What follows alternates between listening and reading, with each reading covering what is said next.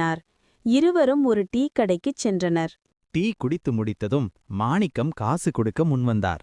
அப்போது கந்தசாமி ஒரு தட்டிலிருந்த பிஸ்கட்டுகளை பார்த்து, மாணிக்கம், இந்த பிஸ்கட் கூட நீயே வாங்கித் தருகிறாயா என்று கேட்டார்.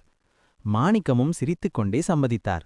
திடீரென்று கந்தசாமி கடைக்காரரிடம், ஏம்பா, இந்த டீயும் பிஸ்கட்டும் சாப்பிட்ட பிறகு எனக்கு ஒரு கிளாஸ் சுடுதண்ணீர் கொடுப்பாயா என்று கேட்டார்.